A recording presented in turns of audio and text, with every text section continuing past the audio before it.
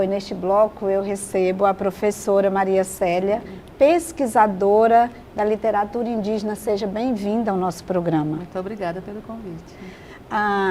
Professora, você escreveu sobre a sua pesquisa, um dos seus temas, né, a sua pesquisa de mestrado, é sobre a invisibilidade da literatura indígena nos materiais didáticos. Como surgiu o interesse por esse tema? Eu já venho pesquisando sobre a literatura desde a graduação. Sim. Né? A minha monografia foi sobre a língua como instrumento de preservação cultural da cultura Cricati, lá no Maranhão. No Maranhão. Eu fiz pela UEMA. Sim. E aí depois eu fiz aqui pela UFT, uma pós-graduação em História e Cultura Indígena. E aí veio o mestrado e eu continuei na mesma linha de pesquisa. E como eu sou professora de educação básica, e a gente percebe que existe essa invisibilidade nos materiais didáticos, tudo que se ouviu falar até hoje sobre indígena foi escrito pelo não indígena, esses materiais. É e aí, desde os anos 90, que já existem escritos, né, escritores indígenas, a Eliana Potiguara foi uma das primeiras a publicar, e a gente não vê esse material nos livros didáticos ou em qualquer outro material. Agora, por que a gente não vê? Por que a literatura, por que os autores indígenas não estão presentes na literatura, não estão presentes na educação básica, na educação de uma forma geral, né? Por que os livros não estão lá, não aparecem? Isso é histórico, né? Essa intenção de invisibilizar os povos indígenas é histórico. Acontece mazelas diariamente com os povos indígenas e os jornais não notificam isso, não noticiam isso. Então, e os livros didáticos não são diferentes. Durante muito tempo, eles foram os transportadores de distorções sobre os povos indígenas e isso gerou preconceito no imaginário brasileiro também. Mas não tem esse caminho inverso. Hoje Sim. Melhorou depois da lei, né? Porque tornou existe obrigatório, uma lei, né, tornou obrigatório. Ainda assim, muitas escolas ainda não trabalham.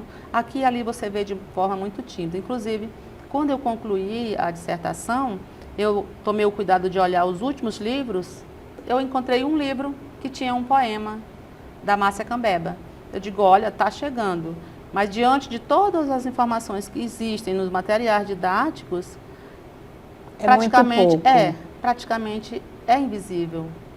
Agora, a gente sabe, percebe que a cultura indígena ela é oral, né? Ela foi repassada secularmente através da oralidade. A senhora defende na sua dissertação, ou a senhora observa isso, essa questão da importância de ter essa oralidade, a forma pictórica, né? A forma do desenho estar, ele é importante. Será que não é isso também que não está no material didático por isso? Porque a escrita indígena ela tem muito disso, tem muitos desenhos, né? Eles são muito baseados com essa referência da oralidade que eles têm.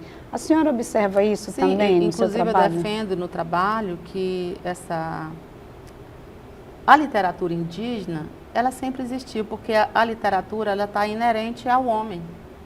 Então, antes do texto escrito já existia a literatura. As lendas que são passadas como as lendas indígenas por livro didático, é a literatura indígena, só não foi passada por um indígena, né, para os livros. Mas ali já faz parte, porque a oralidade é também literatura. Né? Essas lendas que são passadas, eu considero tudo isso uma literatura. Quando eu falo, mesmo essa oralidade já existindo, foi um não indígena que escreveu aquela lenda e repassou para os livros didáticos, e nem deu ônus para esse indígena. E hoje já existem os textos escritos, muitos textos. Já existem, podemos dizer que existem os clássicos da literatura indígena. Daniel Munduruku tem uma variedade enorme de livros publicados. A Graça Graúna também, a Eliane Potiguara, a Márcia Cambeba, todos eles já publicaram muito, o Ailton Krenar, são muitos escritores indígenas, muitos. E assim, eles são muito ativos.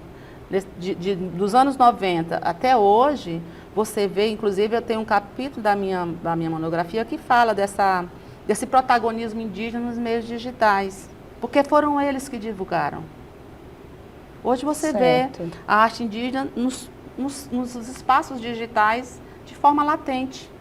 Os escritores têm os seus blogs, o Daniel Munduruku tem blog, os outros escritores, que a Graça Graúna e outros que não são tão conhecidos, eles estão ali, estão no processo de luta, e é um instrumento de luta. A literatura é um instrumento de luta. Inclusive tem cineastas indígenas, né, que Cineasta, estão produzindo, registrando a sua própria história, né? Sim, sim. Agora, nós leitores, a gente não vê essa literatura. E o professor, o discente, conhece isso também do outro lado? Olha, ou não? Foi uma das coisas que me fez enveredar por isso, continuar Sim. com essa temática, porque quando eu iniciei a pesquisa, eu poderia ter feito uma pesquisa, as universidades que apontam alguma coisa relacionada, porque eram pouquíssimas. Muitos professores universitários ou da educação básica, eles não conhecem a literatura indígena ainda.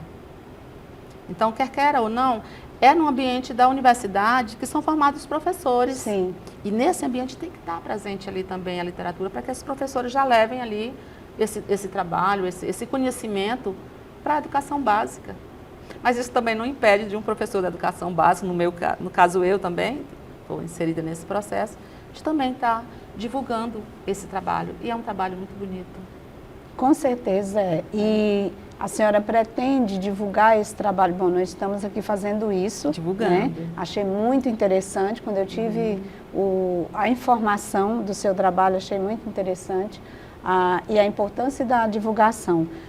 A senhora pensa de que forma a senhora pensa em divulgar esse trabalho? Porque é importante também, porque uma coisa que a gente percebe na faculdade, nas universidades, é que tem muito material interessante, mas fica engavetado. Fica engavetado. Infelizmente, eles não saem das barreiras da universidade. De que forma a senhora pretende divulgar esse material? Pensa em tornar essa pesquisa, por exemplo, no material audiovisual, por exemplo?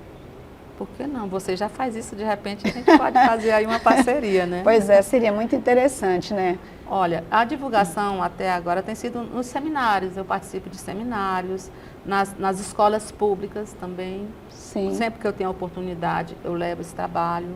Na universidade, já apresentei umas 2 vezes para as universidades. A minha orientadora na época, eu participei de uma aula dela, as duas orientadoras, tanto a professora que ficou na banca quanto a orientadora, e repassei esse material também para os alunos. Inclusive, ela falou esses dias, olha, tem uma aluna que está aí, seguindo seus passos, foi incentivada, vai pesquisar sobre a literatura indígena também. Que então, bacana. A pesquisa acontece assim, né? Você vê um material, ninguém quer pesquisar sobre o que desconhece, mas às vezes, literatura indígena, opa, eu quero saber mais sobre isso. E aí, você já é um pesquisador e isso vai te instigar a pesquisar. É verdade. Mais, né? Professora Maria Célia, muitíssimo obrigada pela sua participação. Obrigada por agradeço. ter aceito o nosso convite aqui no Mosaicos do Tocantins. A gente vai para o intervalo e volta já.